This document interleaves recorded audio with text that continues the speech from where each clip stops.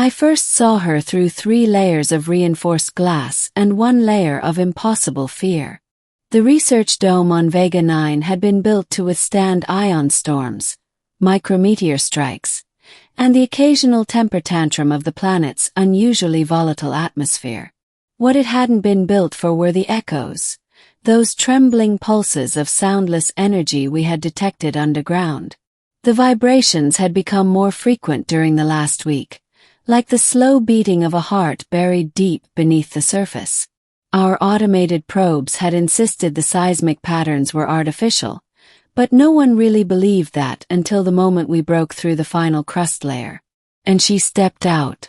The very first sight of her froze every coherent thought I had. Not from terror, though there was plenty of that, but from awe. She stood tall, almost human in form, but not quite. Her limbs were long and graceful, her skin a soft bioluminescent lilac that shimmered like moonlit water. Her eyes were enormous, silver and ancient, full of the kind of patience held only by beings who have witnessed stars erupt and civilizations crumble. And when she looked at me, just me, out of the 12 researchers in that chamber, my heart fell straight into my stomach. She smiled. Not with lips. Her species didn't appear to have those, but with a subtle shifting of the luminous patterns across her face, forming shapes that resembled the universal signal for peace. Yet the tilt of her head, the narrowing of those star-bright eyes, hinted at something much deeper. Recognition, understanding, something intimate, something terrifying. Before any of us could react, she raised one hand, and a cascade of violet particles drifted through the glass, passing as if it didn't exist. The barrier alarm howled, lights flashed, and everyone scrambled back. But I didn't move. Couldn't. The particles curled toward me specifically, spiraling like smoke around my wrists, my chest, my heart. "She's choosing you," Dr. Ryland whispered, horrified. The alien queen, because even then, before we knew her name or her species or the reach of her empire, we could feel her authority, tilted her head again. And she nodded. That was the beginning. We learned her name 40 hours later, after the stun fields failed for the 3rd time, and she convinced us. Through light patterns, through gestures, through a haunting telepathic brush that felt like someone whispering inside our own memories, to let her speak freely. Shraxa, Queen of the Luminaris. A once vast empire scattered across the Orion Arm, wiped nearly to extinction by something she only referred to as the Devouring. She had taken refuge on Vega 9 in a stasis chamber older than human civilization, waiting for a species capable of sensing her telepathic resonance. Apparently that was me. "You hear the echoes," she projected into my mind the first time she spoke directly. Her mental voice was crystalline, delicate, almost painfully beautiful. "Your mind vibrates at a frequency compatible with my own. That makes you receptive." Receptive to what? Managed. To the future. Her confidence unsettled everyone. Ryland wanted her moved to Titan Station for containment. Our xenobiologist Lior wanted to dissect, study, her for insights into bioluminescent neural systems. Our commander wanted her gone entirely. But Shraxa stayed silent during most of those discussions, watching them with unreadable eyes. Until one night, when I was alone in the observation deck. "You fear me," she said behind me, not aloud but in my mind. I spun around. She wasn't inside her chamber. The door stood open. Violet particles drifted like fireflies around her form. "You shouldn't be out. You were thinking of home," she said. "Of the sister you left behind." That stopped me cold. "I felt the shape of your sorrow," she continued. "Humans grieve so loudly. Stay out of my head." "I cannot." She stepped closer. "We are already connected." I backed against the railing. She didn't follow. Instead, she merely watched me with a tenderness I didn't understand, and didn't trust. "Why me?" I whispered. "Why choose me?" Her answer was simple, and it terrified me more than anything else she'd said. "Because you will save us." The next days blurred into chaos. First, the tremors began. Not artificial ones.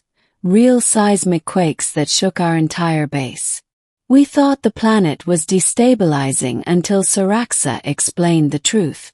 The devouring followed my signal. It comes to complete what it began. We didn't want to believe her. But then our long-range scanners detected them. Dozens. Approaching Vega 9 at impossible speeds. They weren't ships, not exactly. They were more like living voids, patches of space where light collapsed and time bent unnaturally. Our physicist fainted when he saw the readings. "They erase," Saraxa said. "They consume every biological pattern until nothing remains. They cannot be reasoned with, only resisted. And you expect me to help stop that?" I nearly shouted. She stepped forward and placed a hand, surprisingly warm, against my forehead. In an instant, visions flooded through me. Her civilization, her people, their downfall, and the final memory. A desperate escape, the last queen carrying the psychic resonance of her fallen kin. "You can channel our memory," she said softly. "Our strength, our collective will. I cannot activate it without a compatible mind." "You mean a weapon," I whispered. "A guardian." The attack came sooner than expected. The ground split open, energy surges rippled through the sky, and the void creatures descended like a swarm of shadowed stars. The dome cracked. Systems failed. Our defenses collapsed instantly. And in the center of the chaos stood Saraxa, radiant and calm. "Now," she said in my mind. I felt something tear open inside me, like a veil pulled away. Her energy surged into me, not overwhelming but guiding, aligning my thoughts with hers until our minds were a single harmonic frequency. My body lifted from the ground. Light poured from my chest. The void creatures recoiled, shrieking in a soundless vibration that rattled the atmosphere. Saraxa raised her hands, and I understood what to do. Together we projected a wave of resonant energy, pure, luminous, filled with the echo of billions of lost voices. It wasn't an attack. It was memory, identity, existence. The void creatures couldn't consume what refused to be erased. One by one they cracked, dissolved, and evaporated into nothing. The sky cleared. The quake ceased. Silence returned. Collapse. Saraxa caught me gently. "You see," she whispered into my mind, "you were always meant to be the bridge." They evacuated Vega 9 a week later, deeming it too unstable for habitation. The research dome was destroyed in the battle, but Saraxa survived. And because of the psychic resonance linking us, she could not leave my side without risking both our lives.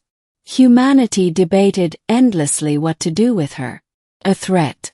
An ally. A queen without a kingdom. But she stayed with me, patient, quiet, luminous in every shadow. One evening aboard the carrier en route to Earth, she sat beside me and gazed out at the stars. "You regret helping me," she said gently. "No," I admitted. "I just don't understand what I am now." "You are human," she said. "And something more. But not alone." When I turned to her, she smiled. Softly, knowingly, the same way she had the first time I saw her. "The moment I saw you," she said, "I knew our futures were already woven together." My heart fell again, but this time not from fear. And the alien queen smiled, as if she knew.